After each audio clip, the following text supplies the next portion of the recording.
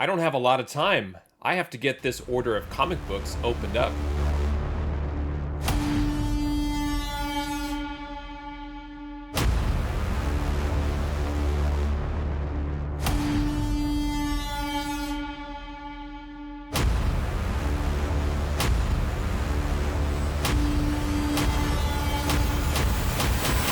Hey there, today I have an unboxing video, and in this video I'm going to open up an order of comic books that I placed with Mile High Comics. I had recently placed a number of orders with Mile High because I was anticipating that their coupon code was going to revert back to 50%. So I was trying to pick up some orders when the coupon I think was 60% and then it was 65. This happens in cycles where around certain holidays they will max out their coupon, their discount at 65%. This particular order got the 60% discount, and I would like to go ahead and get the comics out and show you what I picked up. All right, here is the order that was shipped to me from Mile High Comics. It was shipped via FedEx. You know I always choose FedEx when I'm ordering from Mile High Comics. Once you unlock free shipping, you have the option to choose USPS or FedEx. USPS is selected by default, so I definitely recommend switching that to FedEx. It's no additional charge. So let me get this thing opened up.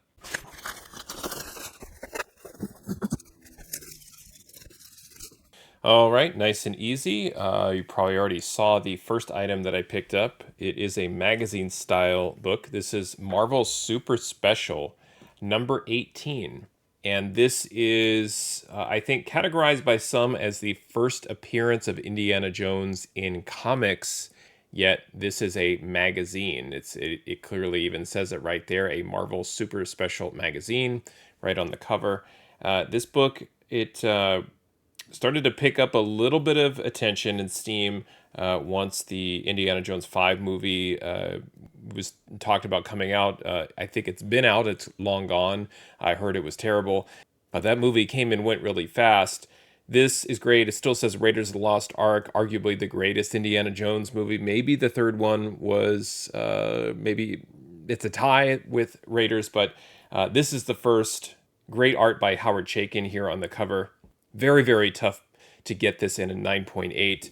I can already see there's color rub and some corner issues here on the bottom. It's not terrible. It probably is somewhere in like a 9.0 to 9.4 type of range. But I love picking this up from Mile High Comics because while it has a lot of value on the secondary market, even in as a raw copy, this issue will come into their inventory system and appear. And every time it does, I think it's for about the same price, and it's very affordable. This is my second copy, and I'm definitely interested in sending the better of the two to CGC one day. So definitely the movie news at the time kind of drove me to place the order for this, but I'm always interested in it. All right, to the regular sized comic books we go. And here we have Marvel Age 114. Very cool cover here with pencils by Mark Bagley and inks by John Romita Jr. Just a really fun cover. All these great Spider-Man villains here. Spidey on the front. And I don't collect previews. I swear, I promise. But inside is a preview of Spider-Man 2099. I really don't believe that anything in Marvel Age is pertinent when you're thinking about collecting first appearances. But what I try to do is collect around the first appearance. So if you're interested in Spider-Man 2099, then you would be interested in the previews and the other books associated with the appearances of that character. And so this falls in that category. And this looks pretty good. Just quickly kind of going up and down the book, there's a little bit of discoloring at the top. Those two yellow spots, that's probably why they threw it in the near mint category. Otherwise, this would be a 9.8 candidate most likely. So I'm not sure what that is. I don't know if somebody's eaten a hot dog and spilled some mustard on the top, or if it's a little bit of foxing. Don't really know. Structurally, the book looks pretty good, so I have to see if somehow that can be wiped off. Next is Daredevil, $5.95. It is stated right here in red pen that this is the second print, so then it has to be true. No, it is the second print. This one is interesting. There's a storyline in the comics where Wilson Fisk, the Kingpin, becomes the mayor of New York City. There is speculation that that storyline will be adapted into live action as part of the new Daredevil series that is supposed to show up on the Disney Plus platform, not to be confused with the Daredevil series on Netflix that was awesome. Loved that series on Netflix. I picked this up, yes, because it has that tie-in with the storyline, but it is a second print where the first print of this issue is a lenticular homage kind of duplicate cover where you're kind of moving it back and forth, and it will show this cover and then show kind of the cover A. And what I love is you get the homage cover without the lenticular stuff, all the plastic, scratchy kind of stuff. It's just a regular comic book, no special cover. And these run of late prints that show the secondary cover of the lenticular covers are a lot of fun to collect. They're not easy to find. And I don't think a lot of people really know about them or care because it's a late printing, but all of the covers are homage covers to classic covers. So it's kind of fun. You're kind of collecting a subset of books there, but also it ties into the Mayor of New York storyline. Here's a book that is very familiar to me, Tomb of Dracula 52. I love this cover of Tomb of Dracula with him riding the roller coaster here.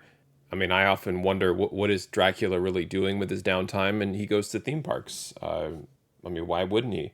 Book looks okay. It's got a stack increase, so there is that, but very typical of Mile High condition. Not a ton of spine ticks. Looks okay. Looks, a book that could potentially be pressed or cleaned up in some way just to kind of raise it a grade.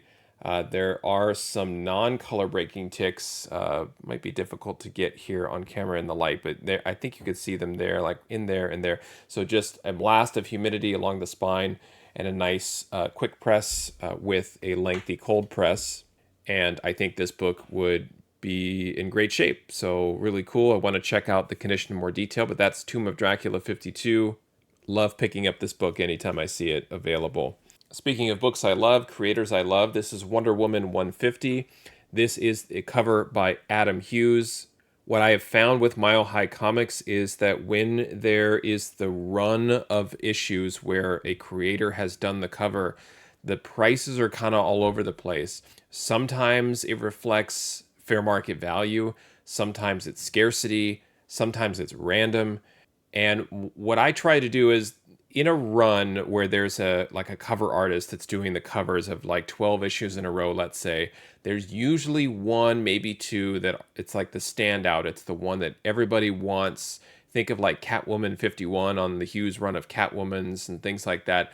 And what I try and do is maybe what's the next best cover, or what's a cover that, I feel like maybe is not quite at the level of that one issue that everybody wants, but this is a fantastic cover by Hughes.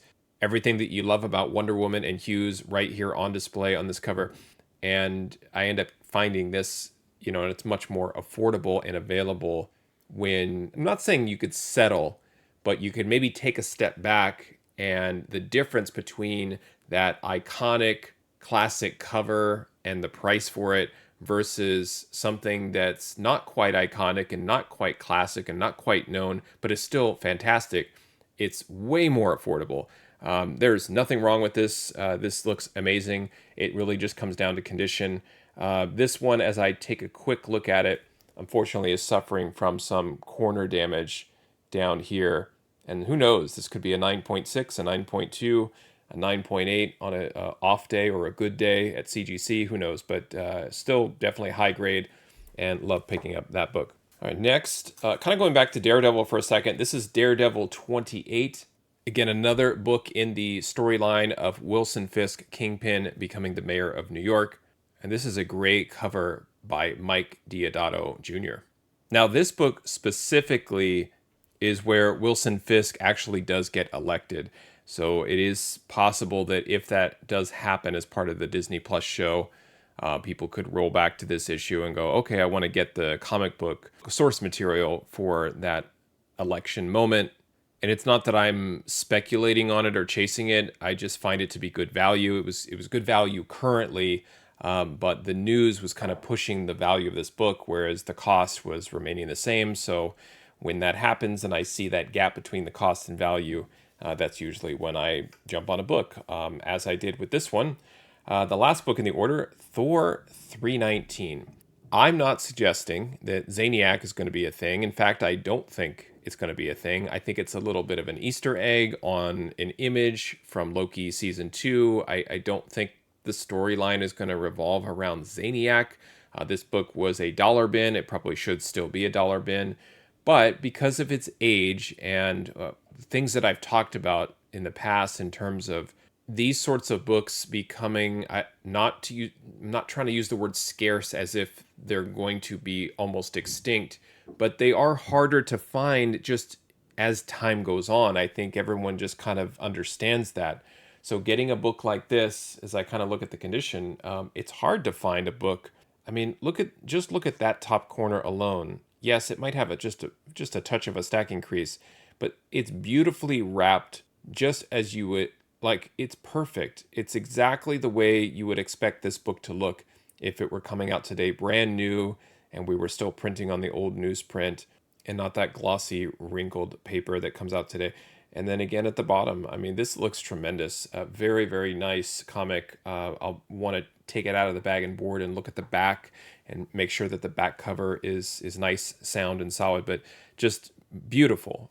So this is an example of a comic that I would buy from Mile High, where I'm not chasing it and I'm not FOMOing over Zaniac.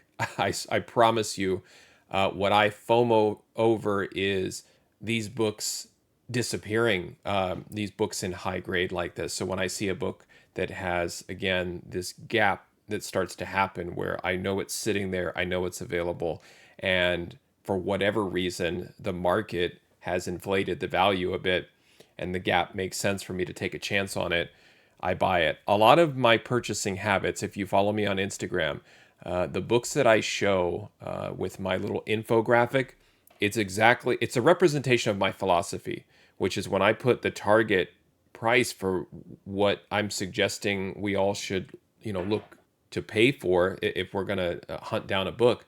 That's exactly what I do. But instead of looking at one each day, I'm, looking over hundreds and hundreds to try and find books like this. And I've got spreadsheet formulas and things that helps me sort and figure out, is this a good purchase? It's almost like my own comic book AI, if you will, where I can kind of sort my spreadsheets and I can look at the numbers and say, for the price I paid, is this not a good purchase, like in terms of flipping, but is it worthwhile? Is it worth the gamble and the chance to make the call to make the purchase?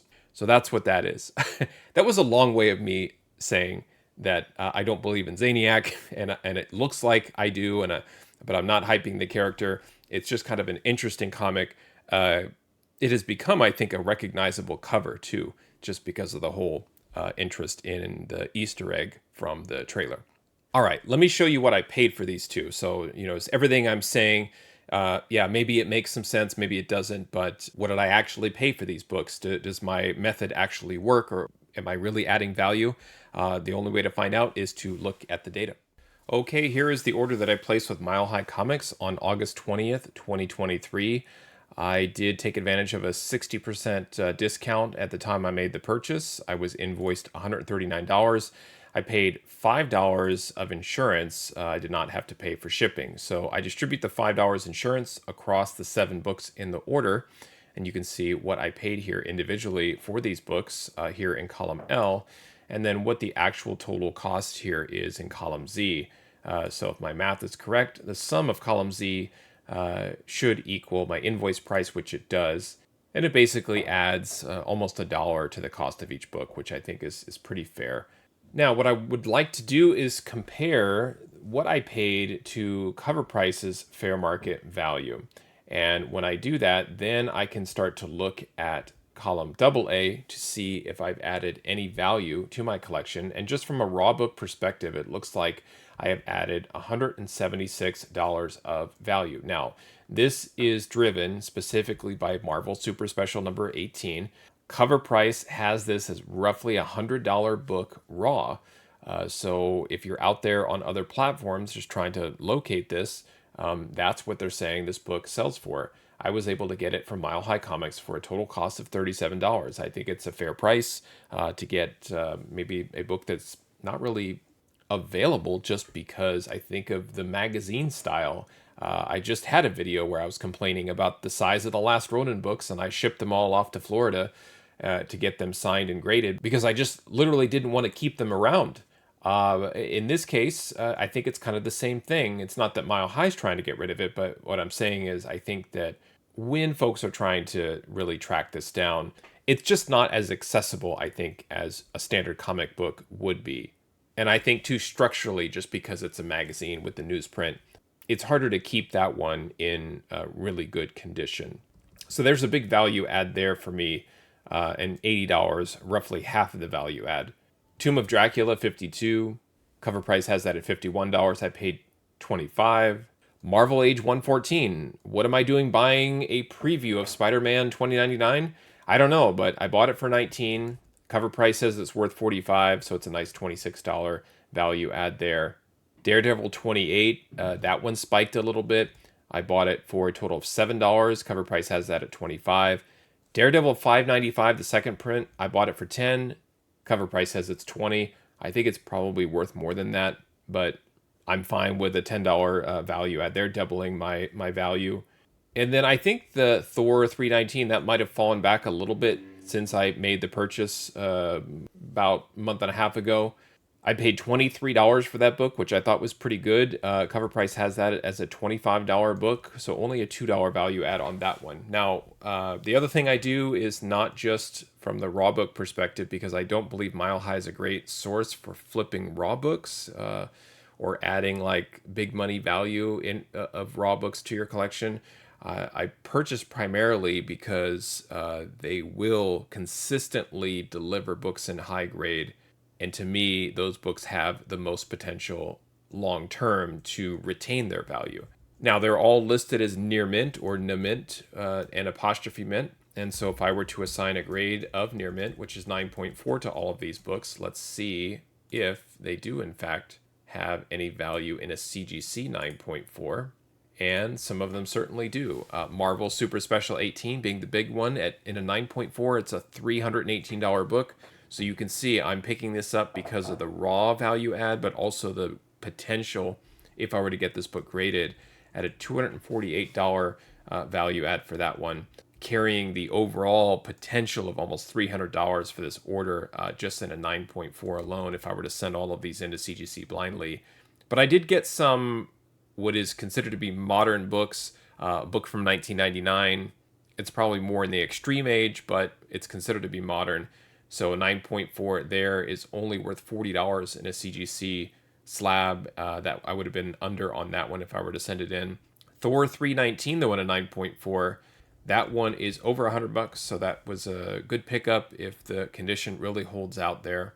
And no CGC value here for Daredevil 28, Daredevil 595, $60 for Marvel Age 114. So again, really not too bad. Could be a money back sort of situation with that one, with only a CGC value add of $9 and a very modest $4 value, positive value add for Tomb of Dracula number 52.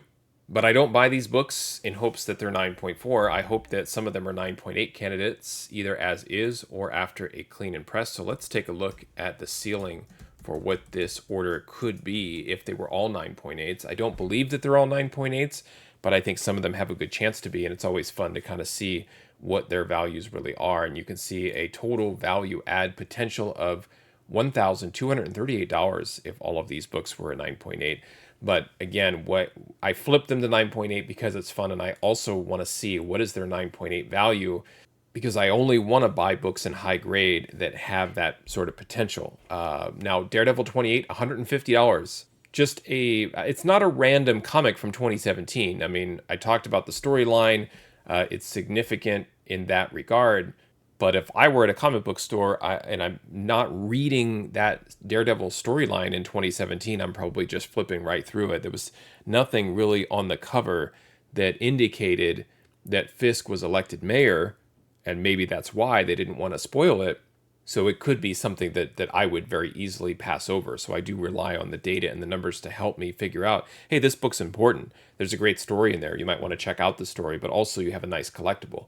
So in that sense, I've got a nice potential there of $150 in that 9.8 for that book. The Daredevil 595 in the second print. This is what I'm saying. I think the numbers are a little bit off. I'm not suggesting like, well, I own the comics, so it should be worth a lot. I just think that the scarcity of those lenticular second prints, they're harder to find, I think, than we all think. And I'm going to keep holding on to those and trying to get as many as I can. Only $20 for that book in a 9.8. I'd love to get a slab of that in a 9.8 for $20 if I can find it. Marvel Age 114, again, the preview thing, $127 for that in a 9.8. Marvel Super Special 18, just kind of blowing the doors off of this order. If that were 9.8, $495. I don't think it's getting it with the color rub and the bottom corner issue, but still interesting book to consider picking up in high grade because almost $500 of that magazine style comic. Thor 319, the 9.4 value was a little suspect. Here we have a $299 value in a 9.8. Again, all about Zaniac for some people, but for me, it's all about the value. Not bad for me to take a gamble and take a chance at it for $23. Tomb of Dracula 52, $374 in a 9.8. If I can get rid of that stack increase and some of the non-color breaking ticks, that I think it has a chance. Again, a very minor gamble, I feel, at $25 to potentially transform that book into a $374 slab. So that is possible as well. If I want to keep it raw, it's still, I think, I got a good deal for it. Wonder Woman 150, like I said before, in a 9.4, you're not really interested in it. And a 9.8, folks are interested in it as it is worth $141 in a 9.8.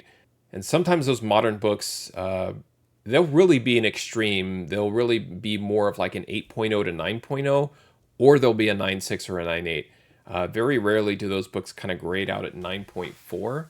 I think just because of the type of books that Mile High carries, I think they have, the bulk of their collection is much older. They have tons of books. I don't even want to guess on what the percentage is as far as new books, modern books versus Silver Age, Bronze Age, and so on.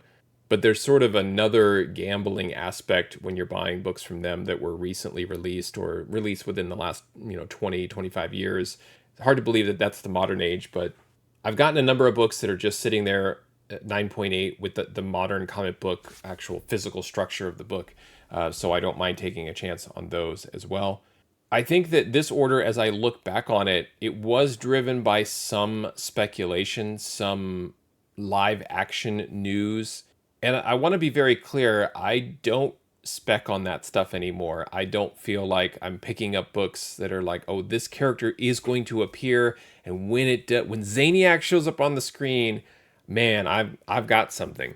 I don't believe in that anymore.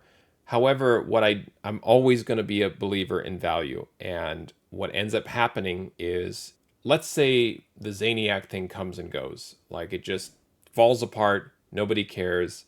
The trouble is there's a lot of data now, there's a lot of transactions that are now, because of the way that we evaluate comic books and how we price them, that data is not going away. There's nobody that's going back and eliminating all comic book sales from 2021 and just saying, well, it was kind of an anomaly with COVID and other financial reasons why folks were coming back to comic books and paying just extraordinarily high and overpriced amounts for comics. So we're just going to throw out all of those transactions. It's just not going to happen. And so that's something that I'm thinking about when I pick up books like this. Like Thor 319 is being inflated because of an Easter egg, and a book that nobody really cared about or wanted unless you were a hardcore Thor collector or collecting a run or had whatever reason to own that book. That's perfectly fine. But there's no way that book is $300 in a 9.8 before the Zaniac mention shows up on the trailer. Now that it has transactions of that book selling in a CGC 9.8 at $300, that is now part of that comic book's price guide or value legacy. It will always be there. It will probably be indicated as the all-time high. I cannot imagine this book going above $300. It will most likely fall down, but it won't fall to zero, and it won't fall to $10. It will fall to what I believe a book from that age, early 80s, 1982, in high grade, it will fall down to what would be reasonable, but the value is going to be somewhere between that and the $300. And I think that it's just forever now put into the history of the value because of how we evaluate comic book values now. And I think that that's what I'm thinking about when I pick up these books. It's not so much that I believe in Zaniac, but I believe in value, and I believe in the historical transaction tracking sense of the data that's just never going away. Let me know what you think about the books that I picked up. Do you own these? What do you think about the movie news, the live action news? I think it's still fun to collect some of those. I just don't know if I'm really speculating heavy on them anymore, but it's still fun, and I hope it's fun for you. So let me know what you think. You can leave a comment on this video. Thanks for watching, happy collecting, and see you next time.